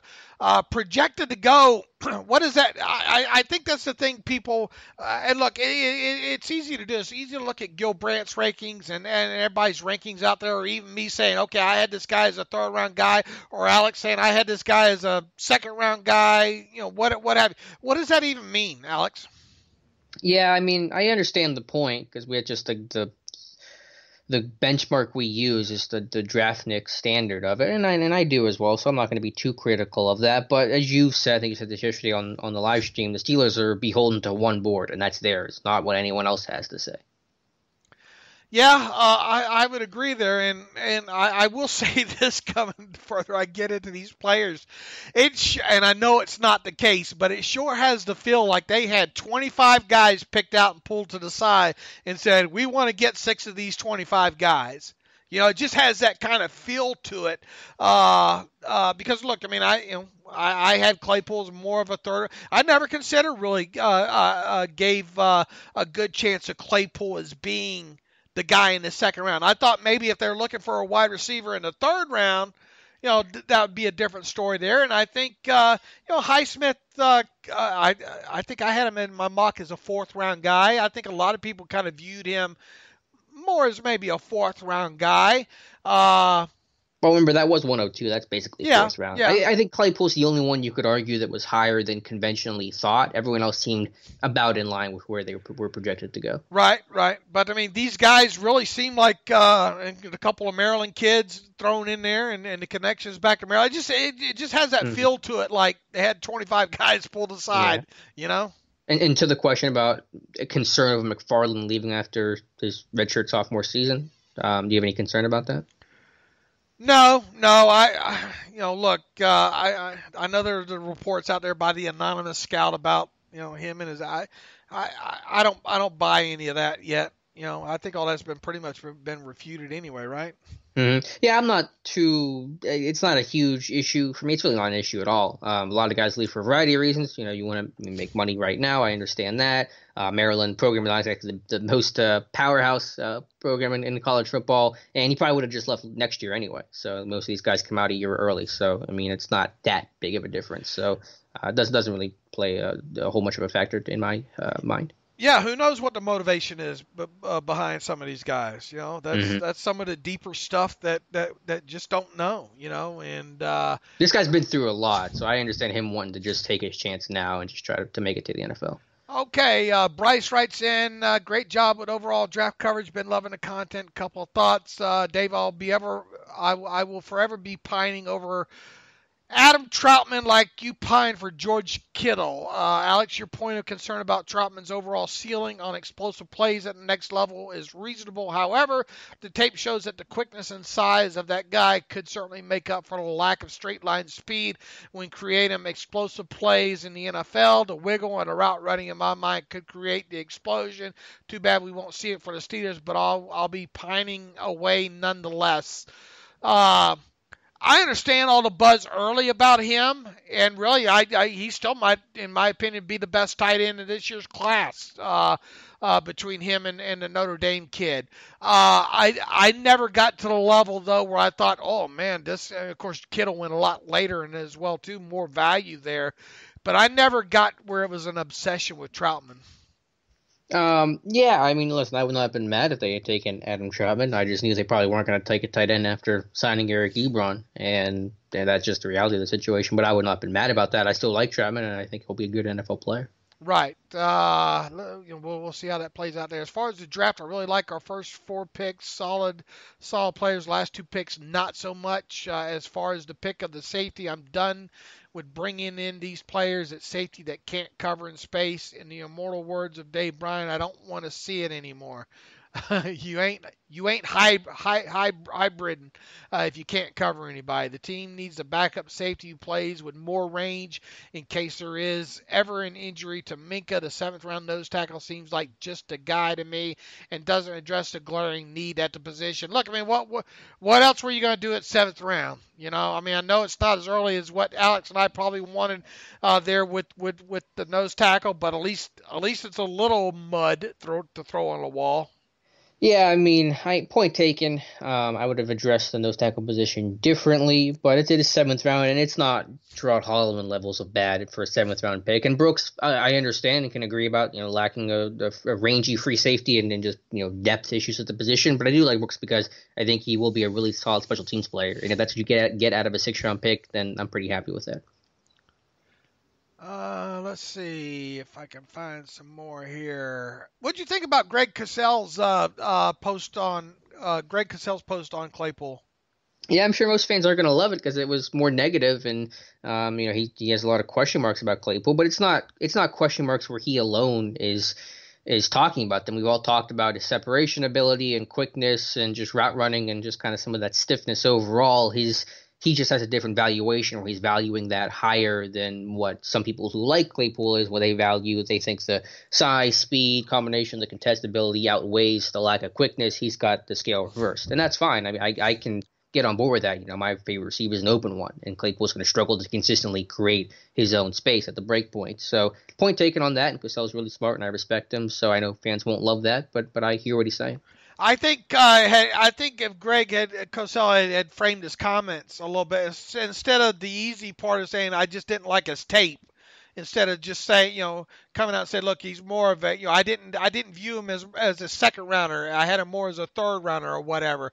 I think people took more offense to kind of the wording that was used in there, but Well, I think he explained himself well. I thought he did too overall, but I think people hung up on certain quotes in there, Yeah. Well. And Bob Turner's one of those guys. He says, regarding the post about Greg Cosell not being high on Chase Claypool, let me and Bob, I think you're way off here. Excuse me on trying to go this route.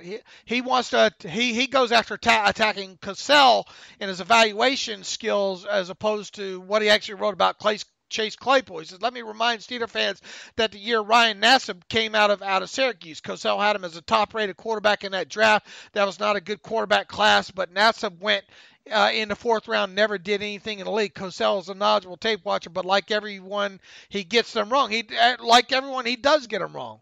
We all do. I think we should focus, though, on not pointing the finger with the, we got to, what's the old saying? You point one finger, you got 3 more pointing back at you or whatnot. Focus 3 more, 4 more, whatever. Yeah, 4. I don't know. Chase, look, when it comes to Chase Claypool, look at the tape.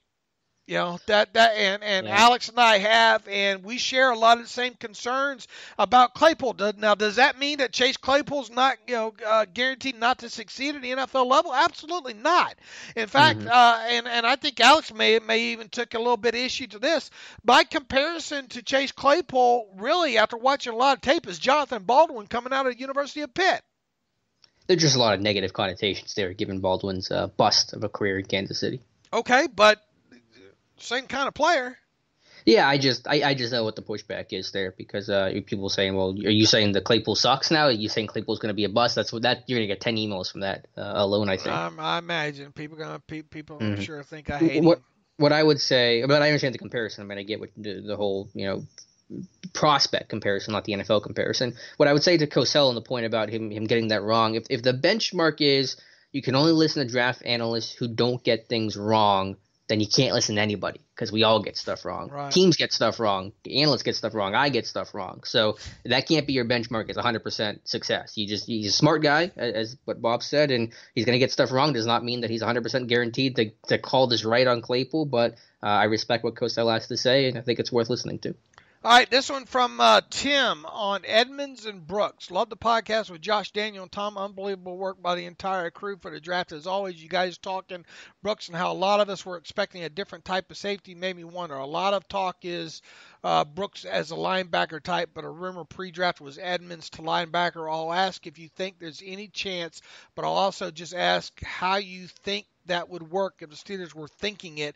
What about Brooks at strong safety and Edmonds at linebacker rather than vice versa? Here's the thing that we got to keep in mind, I think, especially this year with the Steelers draft class, is that no offseason program, no rookie minicamp. I mean, we'd be preparing for the rookie minicamp right now, right? It'd be this weekend, yeah. It's a shame that doesn't happen. Yeah. So no rookie minicamp, no OTAs. Man, these guys are going to be way behind the 8 ball here. And to think these guys are going, any of this rookie class is going to come in and be more than a special teamer right out of shooting, really halfway through their rookie season, I think is just asking way, way, way too much. So, look, maybe you can get Brooks on the field at some point, maybe as a dime defender, right, Alex, as the season progresses. But to think, him playing strong safety and Edmonds being linebacker and vice versa with Noah, I just think that's way out there. Yeah, Brooks isn't going to play defense this year, nor should he. Even in a normal year. It'd be hard to envision. I'm trying to think how that looks like with Edmonds if he were to slide down. It wouldn't be as a Barrett thing. It'd be a sub-package thing. I think that's the way maybe to get Sutton some more snaps at safety and move Edmonds down. I'm not quite sure how that could look. I think 2011 is a really good kind of case study for this stuff because there was really no offseason in 2011 either because that was the year of the lockout, right? If I'm remembering, it was 2011, right? And so you had no rookie minicamp, no TAs, and you even lost the Hall of Fame game that year. That was the one game that got canceled. And Cam Hayward, now this was back when the Steelers had their older school mentality of rookies don't play a lot early, so it is a little harder to judge. Hayward didn't play a lot his year, and most of that class didn't make an impact in year one, though Marcus Gilbert did start 13 games at tackle. So, I mean, you can get an impact. It's just going to be harder, especially for positions that are generally tough to transition to, like receiver and tight end and those kind of positions. Offensive line's a little bit easier to make the jump to. So just some perspective there. I agree. And look, even with Claypool, I mean, I look. It's gonna be tough. It's gonna be tough for him. I mean, he's going to see snaps, yes, okay, but I mean, barring injury or whatnot, and a situation happening like last year with Deontay, it's gonna be tough for Claypool to get a lot of snaps, in my opinion. Yeah, especially early. That's just tough for a lot of receivers in a normal year. And you're catching your first passes from Ben in August when the season's creeping up, assuming all stays relatively on schedule. That's tough to do. And he's not, to me, the most polished or refined guy either out of the gate. And so that, another thing that he's got to just a whole lot to work on for him. Right. Now, can you get him on the field 8, 9, 10 snaps? I mean, even starting, week one? Yeah, it's possible. Yeah, that's why I say he's a package player to start. But I mean, to think, I don't know, what's an error? Like 15 times, that's 150. I mean, I think if you got him 300 snaps, it'd be fantastic. Yeah, although, again, it's unlikely that your top three are going to stay healthy the entire season. So that door's probably going to open at some point. For how long and to what extent, I don't know. But, I mean, you can't see your, Juju, Johnson, and Washington staying healthy the entire year. Somebody's going to miss time at some point. And here's the thing, too. Look, I think this kind of plays into the Steelers' advantage because they have a little bit more experienced team. So, not having the OTAs and rookie minicamps and stuff like that, I think, when you look around the league, plays into the favor of teams like Baltimore and the Steelers. Yeah, I feel for teams with new coaching staffs like you have in Cleveland, where you're just trying to, get in the building, learn where the bathroom is, let alone trying to put a team together and run that thing. Greg Smith, I've been listening to the podcast for at least 10 years or more, and it's clearly the best Steelers coverage and my go-to podcast, not only for Steelers content, but football knowledge in general. My wife and I are lifelong Steelers fans, and being I am only a year younger than Dave, that will provide some context to this email. We are from London, Ontario, Canada. Just down the road from Toronto, about 6-hour drive to Pittsburgh, which we have visited a few times and attended a couple Steeler games. I have to say that I listen to every podcast as it comes out and visit the website daily, usually multiple times, and the content is second to none. Over the years, the knowledge I have gained into the details of the game of football from listening to the site has raised my enjoyment of the game tremendously. What brings me to write for the first time is the roundtable discussion you had with the group on the Friday podcast. It was easy, one of the best podcasts among many great podcasts.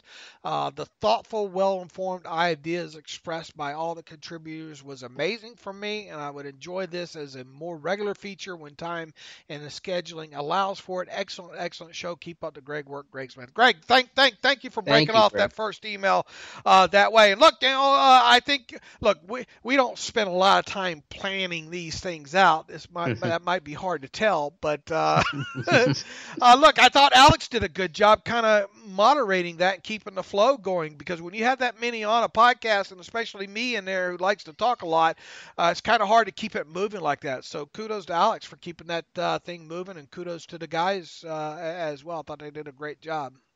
Yeah, no, I think it was a lot of fun. And I think I echo your thoughts. It probably went smoother and better than what I expected. The feedback's been I've not seen one negative comment about that setup. So we'll have those guys on because the work they do is valuable and their insight is appreciated. This one says Palooza Podcast from Jim.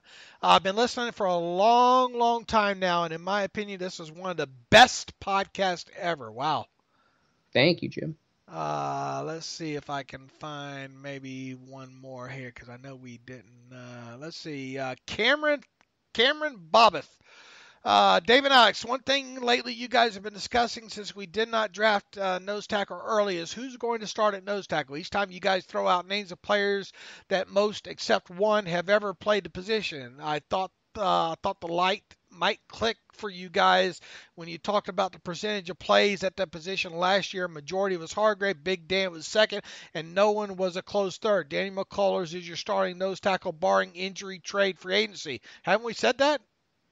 I mean, yeah, you've literally said, we've given him the green jacket, that he's a leader in the clubhouse. That's the only guy that we know is going to play nose tackle, is capable of playing nose tackle, has played nose tackle on Sunday. So it's certainly possible. I think it's far less than ideal, though, based on just his own play and some of the scheme and stunt stuff that they like to do in the run game. Cameron says, you're missing the forest for the trees, or shade tree for the forest. And when grades well against the run this year, taking a majority of the reps to that position, remember this email. Once again, I think we've said that we think he's the leader in the clubhouse.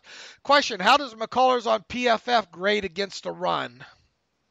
I don't have that stuff pulled up. I don't know if you're able to get it right now. I mean, I think some of the numbers, at least in my charting, looks okay, but I mean, you just watch the guy and he's just very limited in a lot of ways. There's a reason why he's been a backup for his entire career.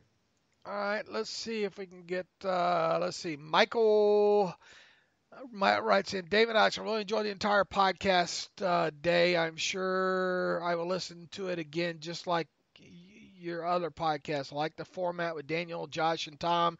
Really just outstanding work. I like to hear the other bloggers on also, for example, Scott, Matthew, etc. But really just great job with the podcast and this website overall. I will be renewing the ad-free version this year, no doubt. Thanks again, Michael. Thank you, Michael. Look, Matthew really doesn't have any interest, I don't think, to be on the podcast, and probably not Scott either. I mean, we can always ask and all, but I think the guys, kind of the core guys, talk about, and I'll throw Mel in there as well too, because when it comes to injuries and all, she does phenomenal work, and obviously during season, we have Melanie on a few times to talk about injuries and whatnot, and Daniel, Josh, and Tom really do the bulk of our work, do the bulk of the pre-draft stuff, and they do a lot of in-season work as well. Mm-hmm. Yeah, but we'll keep finding ways to get new people on, some new voices on the podcast. I think it'll go well for all parties. I think they're trying to tell me that they're tired of me. Yeah, I think me too. I think they want to get some new people on there. I don't blame you. All right, let's see here. How about we end there? Let's see. I got one from Hong Kong here. I got to read this one. All right. Steven. Hi, guys. Steve from Hong Kong. First ever question to the podcast. There we go. We got a first time question from a listener in Hong Kong. How great is that? Mm-hmm. I hope McFarland is awesome, so this question is not to slag off him or criticize the draft pick, but Kareth White is 5'10", 200 pounds, and supposedly ran a 4.37. So why not give him a chance rather than draft someone with a comparable set of assets? Yeah, we had talked about that, the little bit of redundancy factor. Now, I think they're a little different. I think White is smaller, a little skinnier, lankier, doesn't have maybe the power that McFarland plays with. So there are some differences between those two. But, I mean, it is, again, if you were going to draft a back, I wanted to draft somebody that broke that mold of all the big backs that they've taken. And then, of course, if someone gets hurt or just the performance isn't there, then, you want to have, multiple options in terms of your speed guy. Yeah, look, I mean, I don't think Kareth maybe hits it as quick as McFarland. does, and I think McFarland does run with a little bit more power. Yeah, I think they're both similar in terms of the speed burst, but I do think McFarland is a better between the tackles. Well, I think he's probably better between the tackles. I don't want to say the White can't be. I think his first run last year came off of power, falling to Castro, but yeah, there are some differences between those two guys. I think maybe as the offseason progresses here and I get fully done with McFarland, I'll go back and see if I can look at a little bit find some White tape and coming out of college to compare the two or whatnot there and see how much different or how much similar those two were. Mm-hmm. Yeah, that'd be a good study. All right, anything else you got? Any late breaking news or anything? I don't think so here. Frank Gore signed with the Jets, so he'll be the backup to Lev Bell next year. Or this year. Anthony Morgan has a comment on Andy Dalton. Thanks, y'all, for being a consistent source of reason for great reporting. The more I hear the national sports media, the more I love your unbiased takes. Would Andy Dalton at $5 million be a worthy backup? This is obviously from last Thursday here. Would they be worth the investment in your opinion? Andy Dalton has obviously since signed with the Cowboys. There was no way Andy Dalton was going to sign with the Steelers, and I don't care what the they weren't going to pay him $5 million a year to be a backup anyway. Mm-hmm. Yeah, so you got like $3 million in Dallas with a bunch of incentives, so a lot of incentive-laden contracts for some of these backup quarterbacks. Something like that, and I'll be glad. I guess Cam Newton's the only one out there that people are continuing trying to put in Pittsburgh now at this point. But I'll be glad when all this is finally behind us and all. No, we don't think the Steelers will add any veteran quarterback. In case you're missed a couple episodes there. Anyway, with that, that's a good ending point, right, Alex? Mm-hmm. Yeah, good show. We will be back on Friday. All right. You can follow me on Twitter at Steelers Depot. Follow Alex on Twitter at Alex_Kozora. Follow the show at Terrible Podcast. Email the show, theterriblepodcast@gmail.com. If you like what we do and have done this offseason and want to support us, go to SteelersDepot.com and hit the donate button, upper right navigational bar, and that'll take you to PayPal where you can make a secure donation. Several of you have done that and continue to do that. We certainly do appreciate that as well. Thank you. And if you want an ad-free version of SteelersDepot.com, you hear these people talk about, go to SteelersDepot.com, hit the ad-free button, upper right navigational bar for $25 for 1 calendar year. You can have access to SteelersDepot.com that way. A lot of people have obviously taken us up on that. So in the meantime, and until Friday, as always, thanks for listening to the Terrible Podcast with Dave and Alex.